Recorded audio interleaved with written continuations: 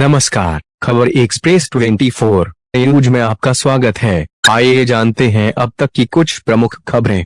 अखिल भारतीय किसान महासभा, अखिल भारतीय प्रगतिशील महिला एसोसिएशन एवं संयुक्त किसान मोर्चा के राष्ट्रव्यापी आह्वान पर आज समस्तीपुर शहर के स्टेशन चौक पर अमेरिकी राष्ट्रपति डोनाल्ड ट्रंप एवं भारत के प्रधानमंत्री नरेंद्र मोदी का पुतला दहन कर किसान महासभा के जिलाध्यक्ष महावीर पोद्दार की अध्यक्षता में प्रतिरोध सभा की गई। आंदोलनकारी अमेरिकी राष्ट्रपति डोनाल्ड ट्रंप द्वारा भारत पर 50% टैरिफ वापस करने एवं बहुराष्ट्रीय कंपनियों पर लगाम लगाने की मांग कर रहे थे। वक्ताओं ने कहा कि 50% की टैरिफ लगाकर अमेरिका भारत की आर्थिक आजादी पर हमला करना चाह रहा है। भारत में बहुराष्ट्रीय कंपनियों को खुली छूट देकर नरेंद्र मोदी की सरकार ने देश की जनता को आर्थिक रूप से निचोड़ रही है। कृषि के क्षेत्र में बहुराष्ट्रीय कंपनियों को खुली छूट देकर नरेंद्र मोदी सरकार ने कृषि में लागत बढ़ा दी और घाटे का सौदा बना दिया। सभा को संबोधित करते हुए अखिल भारतीय प्रगतिशील महिला एसोसिएशन की वरीय नेत्री प्रीति कुमारी ने कहा कि माइक्रो फाइनेंस कंपनियों ने सरकार के इशारे पर महिलाओं को कर्ज दर कर्ज देकर गुलाम बना रही है। सरकार महिलाओं को रोजगार देने के बदले कर्ज में डुबा दिया है। उन्होंने कहा कि पूंजीपतियों का कर्ज माफ किया जा रहा है, वहीं महिलाओं का ऋण माफ नहीं किया जा रहा है। सभा को किसान महासभा के जिला सचिव ललन कुमार, प्रोफेसर उमेश कुमार, दिलीप कुमार राय, सुरेंद्र कुमार सिंह मुन्ना, सत्यनारायण सिंह, रामचंद्र महतो, सुनील कुमार राय, राम कुमार राय, अनिल कुमार चौधरी, उपेंद्र राय, टिंकू यादव, फूलपरी देवी, आरती देवी, रेणु देवी, गुलशन आरा सहित अन्य लोगों ने संबोधित किया। बंद करो, बंद करो, बंद करो। बहुराष्ट्रीय कंपनियां भारत छोड़ो, भारत छोड़ो, भारत छोड़ो। बहुराष्ट्रीय कंपनियां भारत छोड़ो, भारत छोड़ो, भारत छोड़ो। अभी अखिल भारतीय प्रगतिशील महिला एसोसिएशन ने किन मांगों को लेकर के समस्तीपुर में प्रदर्शन किया है? आज के दिनों में राज्यव्यापी आह्वान जो है दौड़ा दिया गया है। ऐसे तो समस्तीपुर में जो कर्ज जो आप देख रहे हैं कि पूरी तरीके से कर्ज मुक्ति प्रतिमास निकालते हुए सरकार से महिलाओं का जो ये है ज्ञापन है, पूरी तरीके से जो लड़ाई है कि जिस तरीके से सरकार समूह और माइक्रो फाइनेंस के द्वारा लोन देने की बात करती है और लोन देने के बाद जो महिलाएं आत्महत्या कर रही है, जो उनके साथ गुजर रहे हैं, उनको मानसिक प्रताड़ित किया जाता है एजेंटों के द्वारा।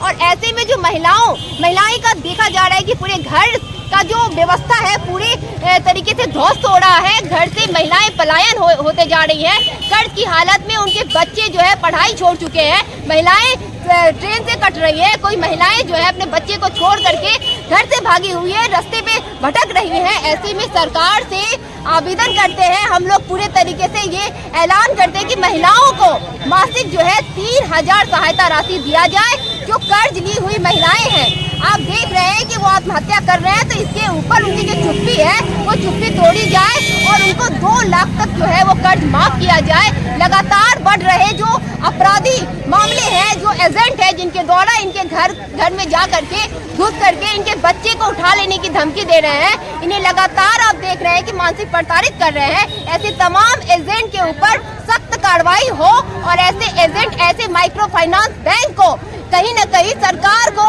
कानूनी प्रक्रिया के तहत उन्हें अरेस्ट करके उनके खिलाफ एक्शन करनी चाहिए। तमाम महिलाएं आज प्रतिवाद मार्च में इकट्ठा होकर करके सरकार के विरोध में आज अपनी आवाज को बुलंद करिए। आपका परिचय? प्रीति कुमारी, राजनीतिक आयशा। टैरिफ वापस लेने और भारत के अंदर बहुराष्ट्रीय कंपनियों का प्रवेश पर रोक लगाने की मांग को लेकर आज समस्तीपुर जिला मुख्यालय में अमेरिका के राष्ट्रपति और भारत के प्रधानमंत्री नरेंद्र मोदी का पुतला दहन करके हम कहना चाहते हैं कि 11 वर्षों के शासनकाल में नरेंद्र मोदी ने अमेरिकी साम्राज्यवाद के सामने घुटना टेक करके भारत की अर्थव्यवस्था को जहां ध्वस्त कर दिया है, वहीं अमेरिका का दलाली करके इतना दलाली किया कि आज अमेरिकी राष्ट्रपति भारत के अंदर 50% टैक्स लगा दिया है।